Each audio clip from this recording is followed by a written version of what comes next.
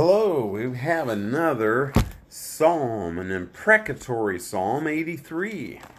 This psalm points out, or actually is a prayer that God would get involved in judgment. We want, there are times we just feel like, man, I want people to get judged. I really want them to feel, I'm sorry about the movement. Wasn't quite ready, I guess. I just want people to get judged. Man, I want God to call down fire from heaven, like, the sons of Zebedee, the sons of thunder. Well, here we have it again. Psalm 83. Asking God to take them out. Now it starts out really that God, don't be silent. God, don't hide.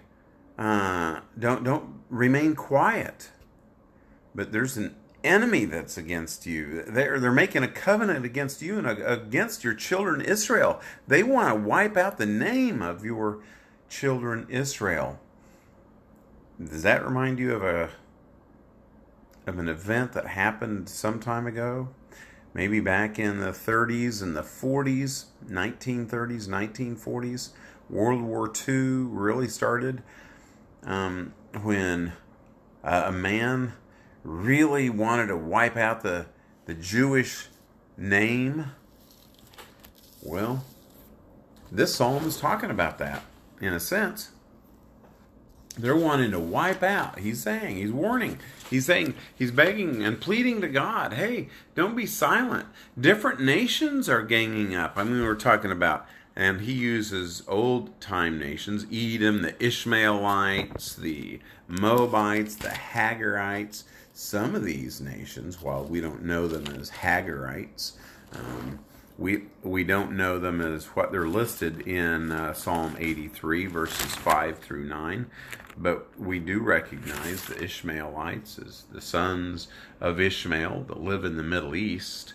And then most of the Middle Eastern countries want Israel to be wiped out to this day. The prayer is, Lord, come to the rescue. Deal with these people as we did Midian, the country that was wiped out. Deal with them like we did Sisera and Jabin and others. Just smear them. We don't want them. Now, they were proud too.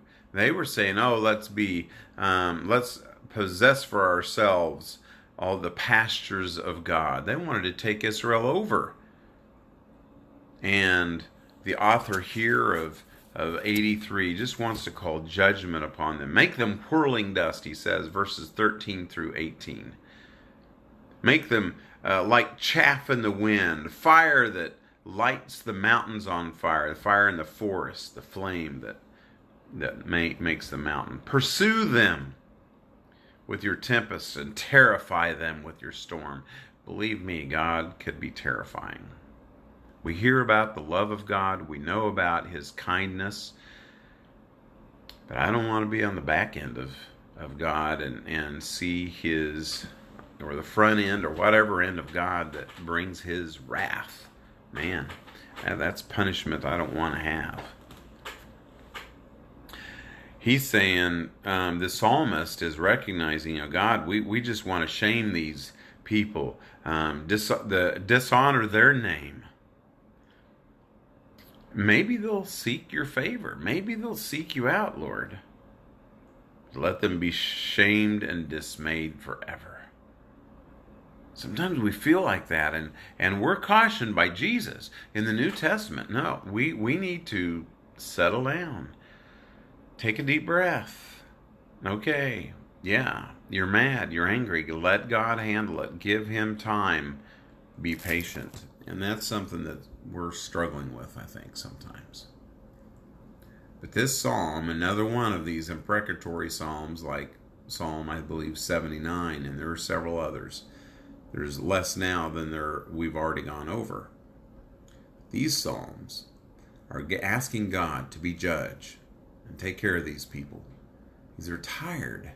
They're tired of seeing people abuse and misuse, lie, slander, and even steal. And why do we want these people judged? That they might know that your name alone is the Lord.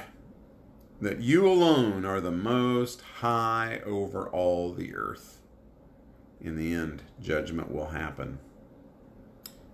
And the people who are judged will forever know that God is the Lord. And they will forever know that they should have repented in dust and ashes, that they should have changed their ways.